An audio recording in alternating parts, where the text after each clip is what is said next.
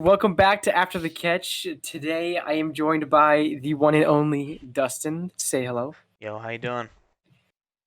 And so, what Dustin and I are going to do today is we're going to go ahead and go over this amazing wild card weekend we had.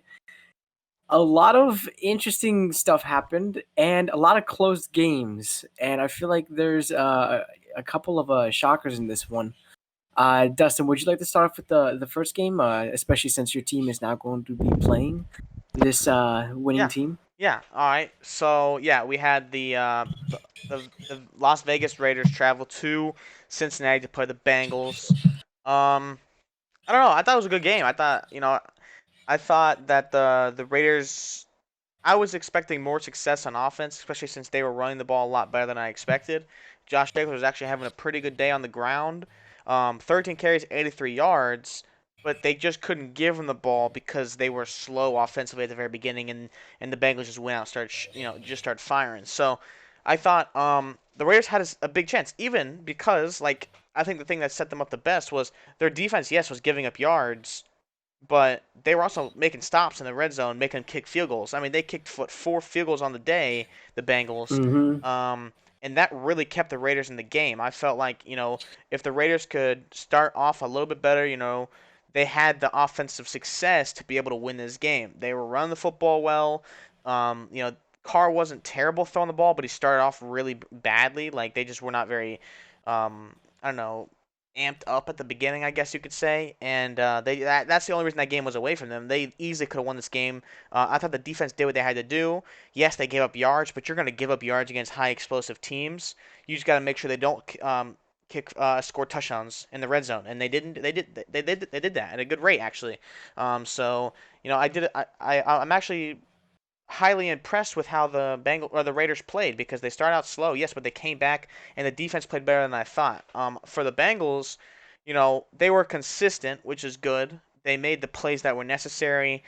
Um, but I didn't think they were overall great. Like I didn't look at them and say, yeah, they're super dangerous. Yes, we know they have the weapons and stuff like that, but I felt like the Raiders defensively did exactly what they needed to do to be successful and keep their offense in the game. Personally, yes, I might be biased as a Titans fan, but if the Bengals did that against Kansas City, Buffalo, Tennessee, you can even argue, New England, I don't think they would have had that same success because I don't think those teams are a little bit more high power, a little bit more consistent than the Raiders are. So I think the Bengals are lucky they got out of this game. Yes, they were Mm-hmm. good. They didn't turn the ball over. They played good defensively in the beginning. I guess overall too. I mean, they did give up 6 points in the second half, but I feel like with a more dangerous team, I should say, I could see the Bengals getting, having some trouble. But we'll see. Obviously on Saturday. So Yeah, and I want to just add on to the whole Raider thing because I honestly I had the Raiders winning this game, and I think it was very well possible. Um, I just the thing with the Raiders is that I felt like throughout the entire game they just could not really get the offense going the way it needed to. They would have a good play here and there, but like it was like you were saying, it was nothing consistent. Like they they would I don't know how to say it. They just could not continue or really like gather much momentum when going down the field.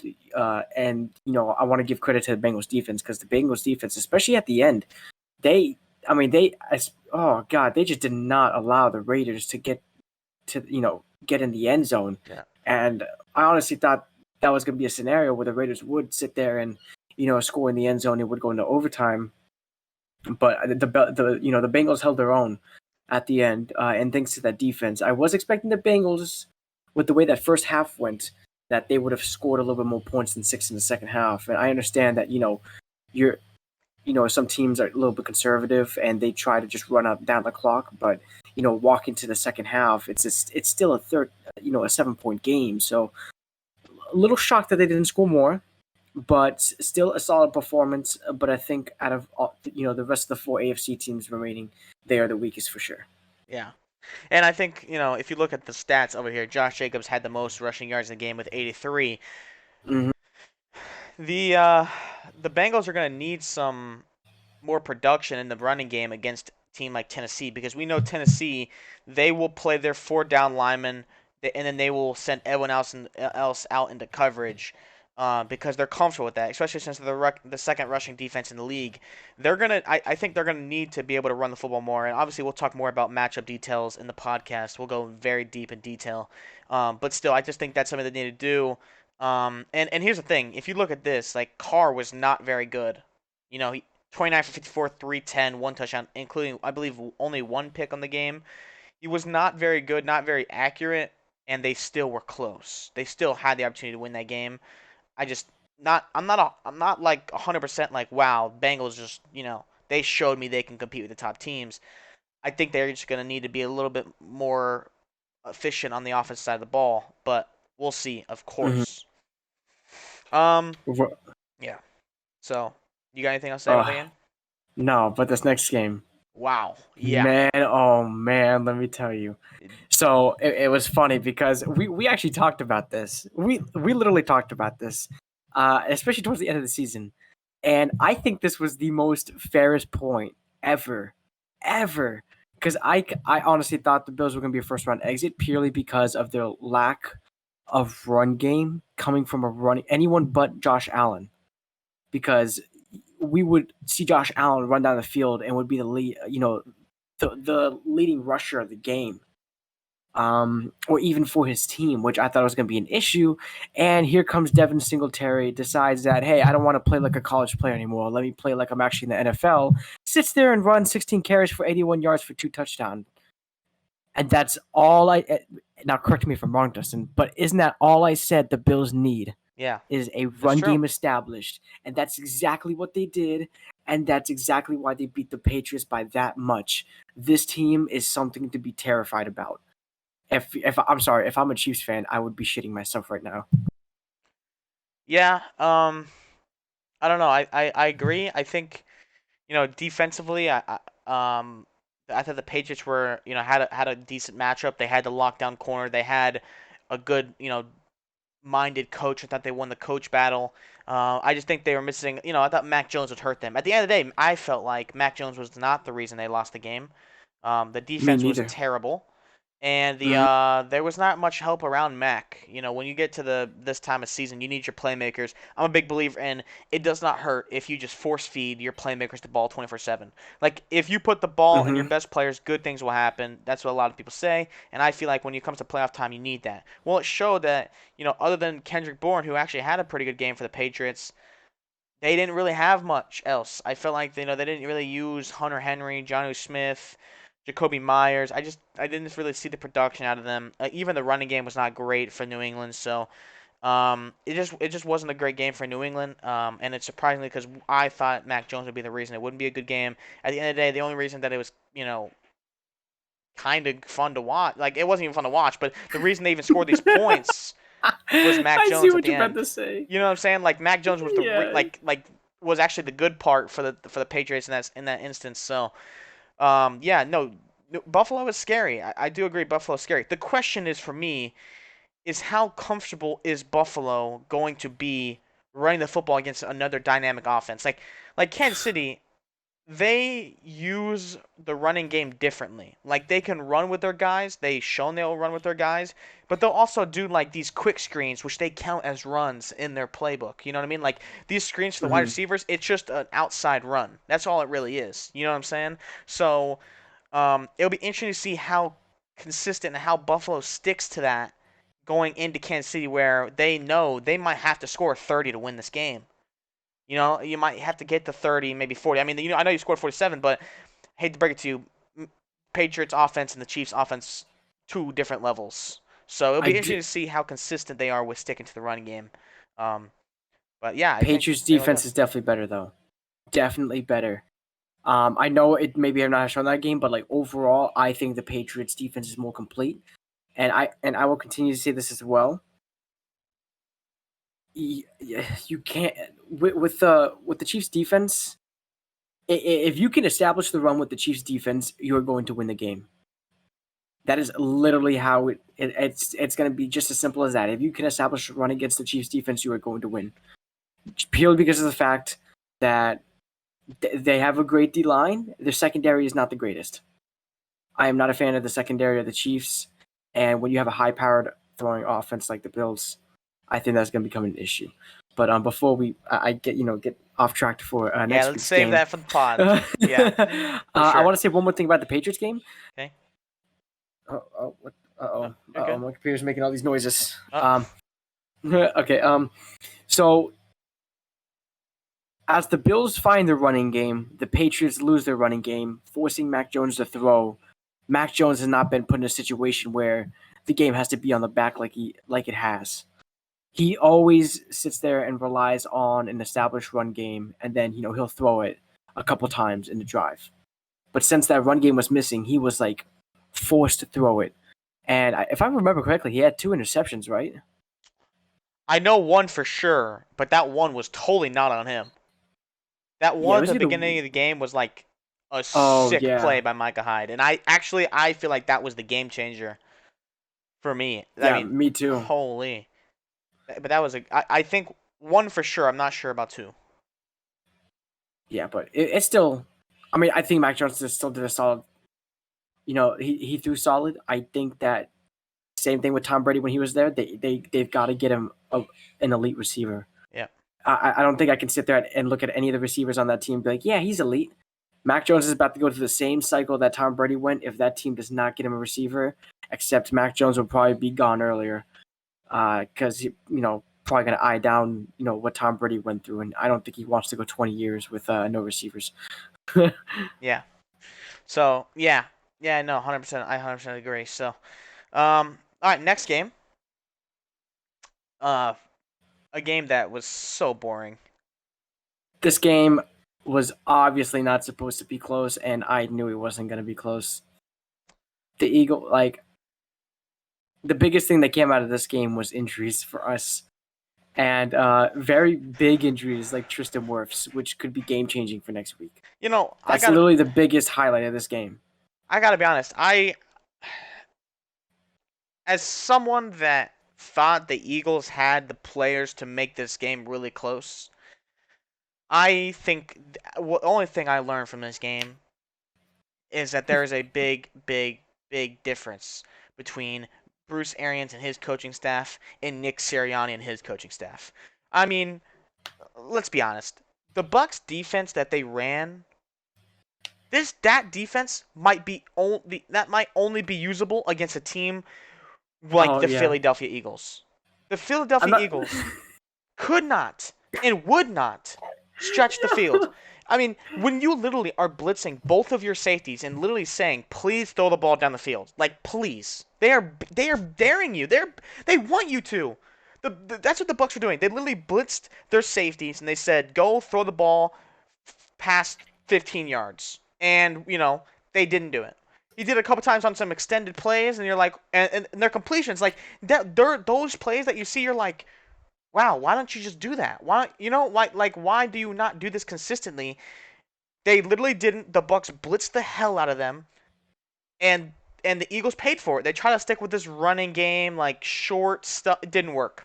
Yeah, that was so stupid. Did Even me not as a work. Bucks fan, watching the way that we schemed, I guarantee, I'm going to use the Rams as an example because this is a team we're going to be going against next week. That shit will not fly. That No. shit will most definitely not fly because literally 90% of the time, like you said, was us we would bring Antoine Winfield down to go blitz almost every single time. And then, we would sometimes leave one safety high, and then both of the corners are playing extremely soft coverage. I mean, they are literally 10 yards away from the Yeah. corner, providing 10 yards of space. And I'm watching the receivers and they're doing all these inside routes. Like, why don't you do a 5-yard hook, catch the ball? Now you're on a one-on-one matchup with the corner that's playing 10 yards away from the football, and keep doing that until they decide to get a little bit closer or play man coverage, It and was then you terrible. switch up the scheme.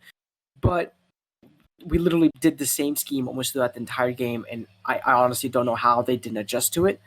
I would be pretty pissed as an Eagles fan because there was absolutely no coaching adjustment to that whatsoever. Literally, think about it like this: the Eagles did not score a point until the Buccaneers went into conservative defense, where they literally sat back and said, "You're not going to score deep passes." And we literally ran the ball. We Yeah, ran the ball just to waste the clock. they That's it. literally on defense they literally let the Eagles do Mm-hmm. whatever they want, run the football short. They just not nothing deep, and the Eagles finally scored. I mean, how? How as a how does that not fly? How do you not look? I knew from the very first drive when Jordan Whitehead came in and made that tackle the first drive when the Eagles tried to do a sweep with Miles Sanders. He came and just destroyed it, -4 yards. I sat there was like, okay, now the next play, just do the same fake and then throw something like a post to your tight end in the middle of the field because it's open. It's open every time. They just didn't do it. They're just like, oh, next play, we're gonna run the same thing. Just run it again. We'll see. You know what? We'll run it this time down the middle, and then the safety just blitz the edge and they crash in, and you get 1 yard, and you're like, well, all right, now it's 3rd and 20. Let's throw. Let's try to get something, and then Jalen Hurts would like run for his life, run for his life, run for his life. When I'm scouting the Bucks, I'm like, all right, what's the weakest part on the Bucks defense? All right, it's the Secondary Bucks easily. secondary. So let's challenge the secondary. When you come into the game and you see they're blitzing their corners, they're leaving their weakest part of their team one-on-one in man coverage, and you're gonna sit there and say, nah, we'll leave them. We'll let them do whatever they want. Let's go right into their strength. And we had Sean Murphy bunting out too, so they could Yeah, have easily I don't taken that, understand. man-on-one coverage. Like, it just makes no sense. You could seriously sit there, have Devontae Smith and another receiver just attack deep. One of them is going to be stuck in man-to-man coverage. The other one's going to be double-teamed most likely because, remember, we only kept one safety high while we brought the other one down. And on occasion, we bring that second one down as well to blitz. I mean, So either way, that's still a man-to-man coverage, and I'm taking that. I'm taking that chance. especially If with I'm an Devontae Eagle, Smith. if I'm Jalen Hurts, especially with Devontae Smith, that motherfucker fast. If they leave Devontae Smith in man-to-man coverage, which actually multiple times this game, I see him open. Like Take that shot. the whole I game. don't know what to tell them, bro. There was never a time when like the first 3 quarters at least, there was never a time when Devontae Smith was doubled or Yeah. nothing. They left him in man to man. They said, "Go ahead, go attack us there. We want to see you do it before we change." And they just did not want to do it. It was the worst coaching performance I've ever seen in my life, and I've never ever ever seen a team willingly hurt themselves consistently throughout a whole playoff game. Think about that. That's a playoff game. And you gave your team Mm-hmm. zero chance. Your young team, by the way. You can't just expect. It's not like you had Tom Brady, for example, who can make adjustments himself. You had a young quarterback making his first start, and you let him go out there by himself and willingly struggle and not make adjustments on the sideline. It was the worst coaching performance I've seen by a playoff team, and even worse, it was the first time I've ever seen a playoff game with a team that's willingly hurting themselves in a situation where it's so blatantly obvious where to go. First time ever. Yeah, and it kind of obsessed me because Jalen Hurts got a lot of backlash for playing so shit, but in reality, he's an inexperienced quarterback in the playoffs. And if you see your quarterback struggling and getting nervous and stuff like that, you're supposed to be the coach, that leader who sits there like, all right, here's what we're gonna do. We're gonna do a switch of plans here. Like get him to calm down first because you could tell at the beginning of the game that he was very like you could tell that the pressure was getting to him. Mm-hmm. So calm him down first, and then tell him that we're gonna switch the plan up and we're gonna allow you to take, let us allow you to be you instead of doing all this extra unnecessary shit that like led to nothing, and especially the running stuff. Like, Yeah. honestly, it was a Oh my god. laughing stock. I And was let's laughing almost the entire game that they didn't adjust to anything. We literally kept almost the same scheme throughout the game, and they still couldn't adjust. let's also Freaking not forget. hilarious! It was literally a bye week for us. Besides the injuries, of course, which is unfortunate, but they should have just given us the bye week anyways. I mean, That was terrible. let's not forget that literally Jalen Hurts walks into the press conference after the game with a walking boot on.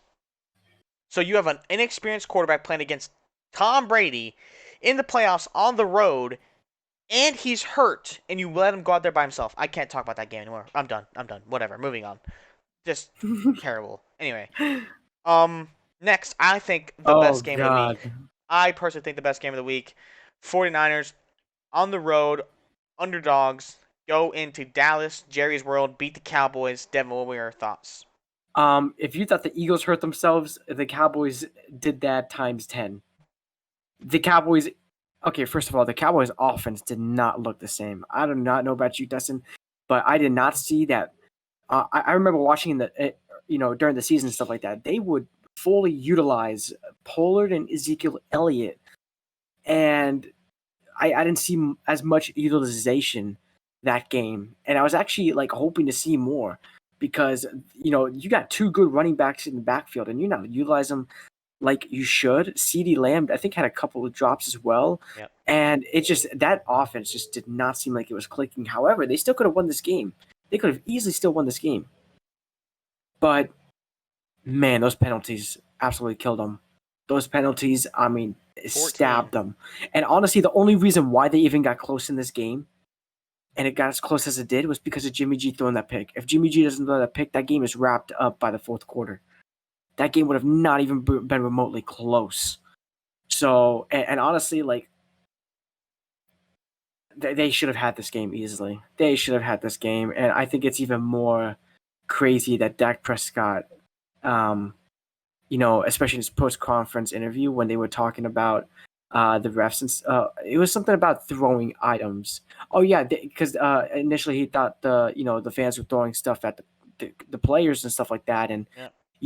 he was, I don't remember what he said about that. I know he's being sympathetic and, was like saying a bunch of stuff like that. But like what really caught my eye was he said that like, they're throwing stuff at the refs. Oh, credit to them. Like, Yeah. so you're going to endorse bad behavior because you sat there and gave your center the ball instead of the ref? Like, honestly, it's such a simple fix. They had it even after that 17-yard run. They could have still gotten one playoff. You give the ref the ball right away. Let him place it down, hike it, throw, and spike it. But because you gave it to your center, the ref is sitting there, trying to jump over the offensive line because you decided to give the center the ball first. No, that just doesn't cut it. That's such a rookie. That's such a fundamental mistake. I Like, you think got to be able to compose your nerves, and I feel like that tells us that Dak Prescott, just that whole Cowboys team, just was not there. Like, just mentally not there for the game, and they realized that they fucked up. And now he's sitting there all nervous, just doing whatever the fuck he can to get that ball set and going, and completely yeah. being oblivious to the rules and stuff. It's just I find what it an awful game. I find it really funny that Dallas Cowboys players, fans, whatever, try to like blame the ref's athleticism. Like the ref should have been there 2.5. Like, dude, you cannot. Nah, Like, the point that the ref is standing back there is to make sure there's no holding penalties. Like, that he's doing his job. Like, we're not gonna sit there and say, oh, he wasn't fast enough, we should have got a playoff. Maybe you shouldn't run 25 yards. Maybe you that too. Yeah, maybe you should just run 20 yards, 15 yards, then do it. Like, I understand what they're trying to do. They're trying to get closer so they don't have to just do a Hail Mary. There's a better chance of them scoring if they're closer. I understand. I like the play call. No argument with the play call from me.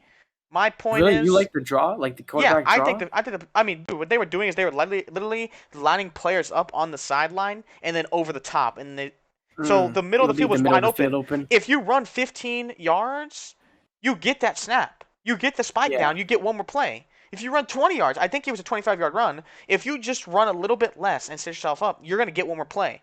The fact that and you're right, the giving the ball to the center sets it, then the ref has to come through, set it. Like, this should something be that you're a football player. You practice these scenarios. That's something Mm-hmm. that you should know.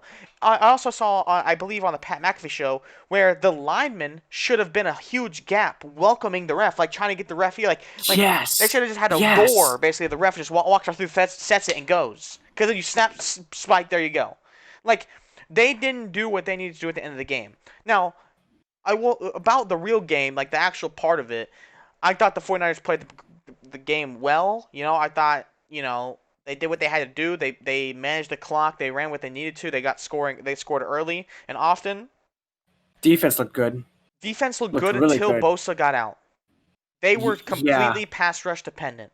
And that's my worry. If they don't get a pass rush against Green Bay, especially if Bosa doesn't play, they are in big trouble. Mm.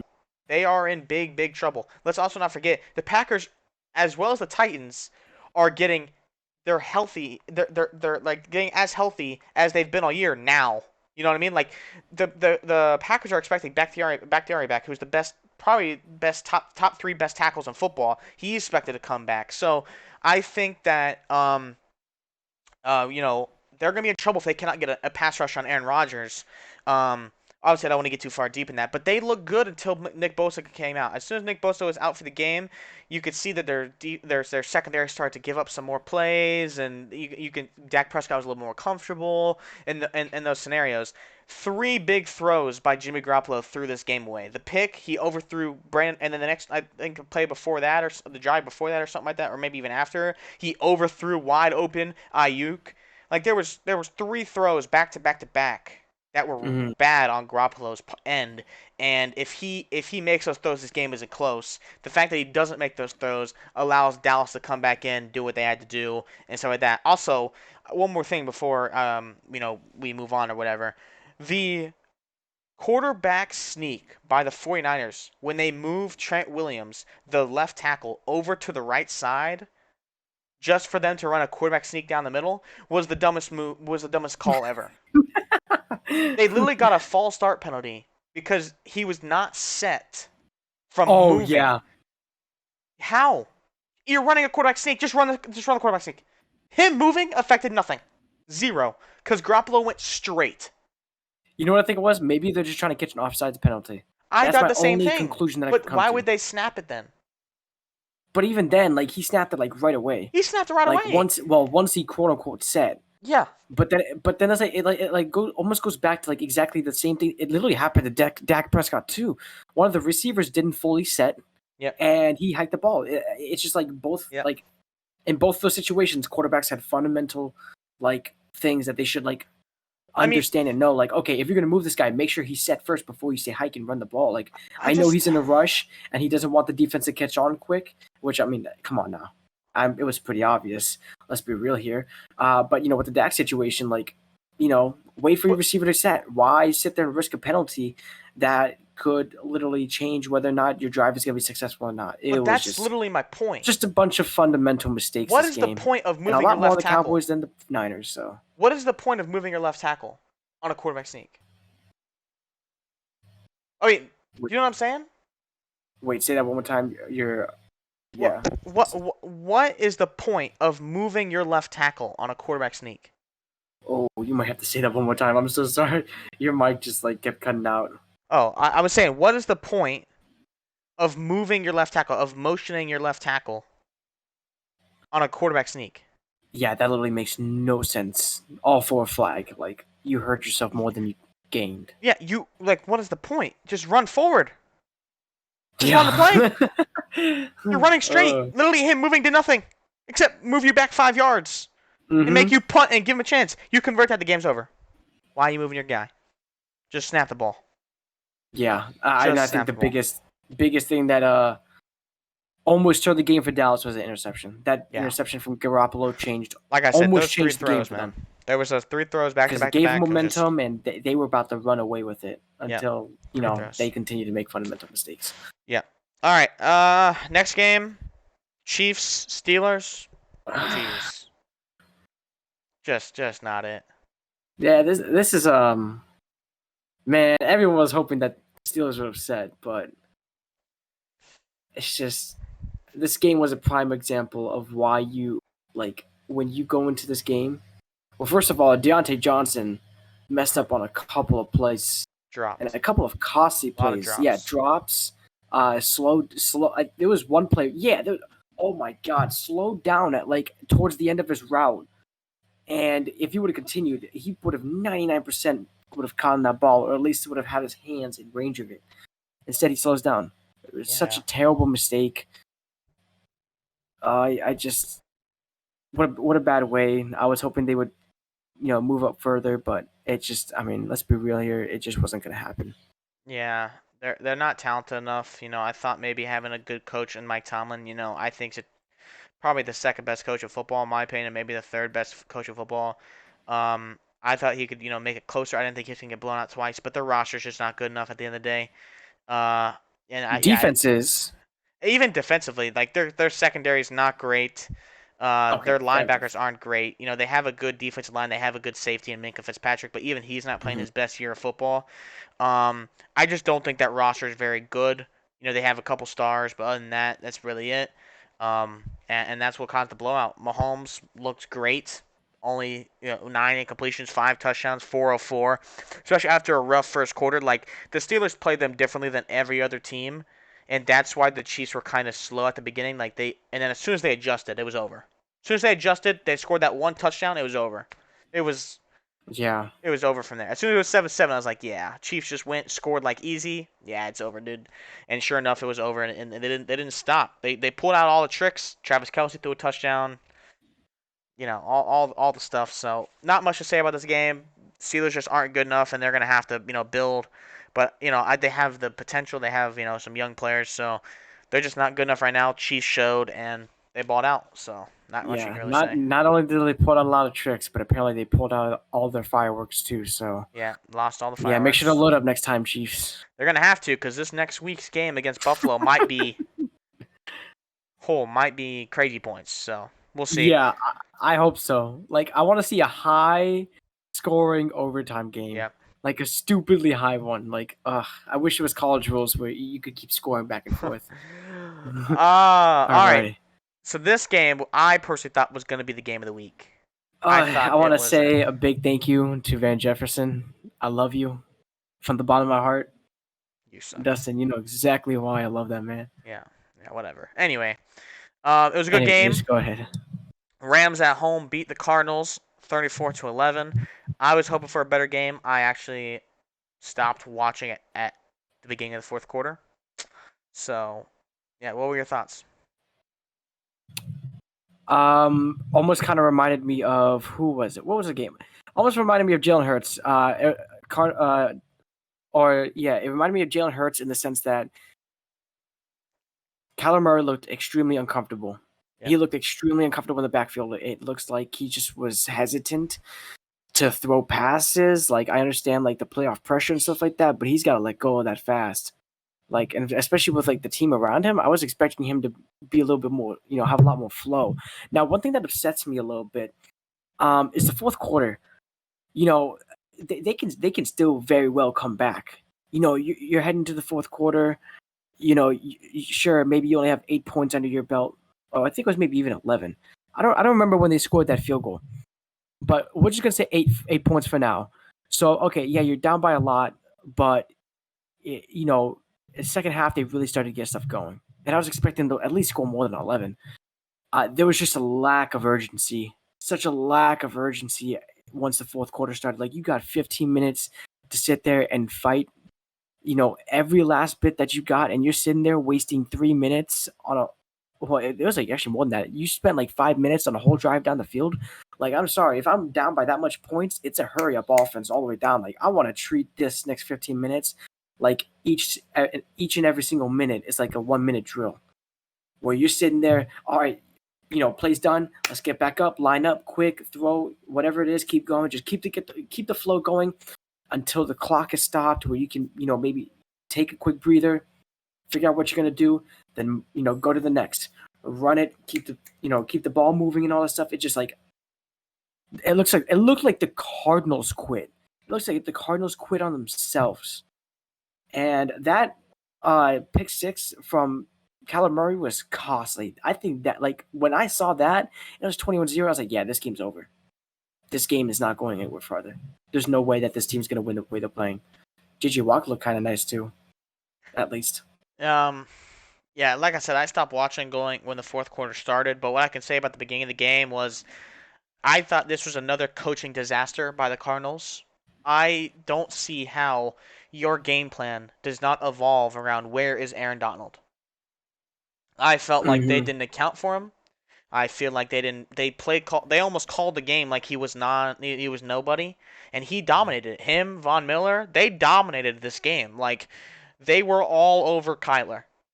Yeah, even the Oh rest of yeah, the all unit. game. Like literally all game long. It was like they didn't call plays depending. Like they didn't care. They didn't care, which is good. Like at some point, it's good. Like you want to play your game, but you have to account for best players. It's like you have to account for Jalen Ramsey. You have to account for Von Miller. You have to account for Aaron Donald. He's the best player I think in football of every position. I think he's the best player in football. He's so dominant. He causes his effect is so dominant that teams will triple team him. Triple. Mhm. That is crazy. And I felt like the Cardinals didn't care. And that is just not good when you're playing against that sort of team. I think you have to let Kyler get rid of the ball. Maybe some designed runs for Kyler. Maybe running get him out of the pocket, or do these things that get him away from that pass rush. And they had the opportunity. They have the players to do that. Like I said, Kyler, that guy that can move all over the place, make throws on the run. How do you not move him out? How do you not get him moving? I don't understand that, Right. and that's my biggest concern. Going for every other team that plays the Rams, if in the playoffs or whatever. If you have the opportunity, get your quarterback out of the pocket, because that D line is cooking right now. This has been multiple games now where the D line has played like crazy good. They played great, and it could change. They can single-handedly change a game. So Mm-hmm. why, Agree. you have to account for them, and they did it against the Cardinals, and I think after that, when Kyler was uncomfortable the whole game, Mm. never got a chance to settle into his first playoff game. Young quarterback, I understand, young coach as well, but you have to help him out. You have to help him out, and I feel like they never did, and that's what cost them the game. And the Rams, like the Rams' offense was perfect. The fact that you could throw the ball 17 times, have over 200 yards passing, be able to run the football, sustain drives, and your best player on offense only had 60 yards receiving, that is a massive win for the Rams, because that just builds their confidence as a whole unit going into these next games or whatever. Like they can run the ball, they can throw the ball to these other. They have plenty of targets, they have plenty of receivers, they have a good tight end, they have great running backs. I thought Cam Akers looked phenomenal Oh, yesterday. I I did thought he too. was great. Michelle did his thing. Cam Mm-hmm. Akers looked great. Tyler Higbee, the tight end, did his part. He was good in the middle of the field. Odell was still looking like old Odell. He was balling yesterday. And Cooper Kupp didn't make any splash plays. He just did what he had to do, but he made the defense look at him. Him getting double teamed or bracketed helps the rest of the team. Oh yeah. Oh yeah. And That he was did his part. so obvious Yeah, he did his when I part. saw it. And Like I when I think that's was all you can watching the do. game, and I mean, honestly, if I was the Arizona Cardinals, I would double team him too. But once you start seeing Odell like getting free like that, it's like, okay, maybe we need to step back and reevaluate how we want to scheme this because oh shit, Cooper Cup. Okay, we've done a good job of containing him, but now Odell is off, off the freaking chain right now. Like Yep. now we need to find a way where we can contain everybody. Yep. And yeah, it just kind of blew my mind. They just kept Odell in man-to-man coverage. Yeah, They just let him be. Just hey, you got this. It's only Odell. Oh yeah. hey, he scored again. Well shit, and just why? Yeah, and he did his part. He balled out yesterday, and if they can continue that next week's game is going to be crazy. All the games are great next week. Like Oh my they're going to god, be such good games. yes. Obviously, we're going to cover them in the podcast. Make sure you guys check that out. That'll be later in the week. Make sure you guys leave like video ideas or whatever you guys want us to do in the comments. We would love to see what you guys like. Check out all of our socials in the description. All that. Devin, do you have anything else to say about all these other games?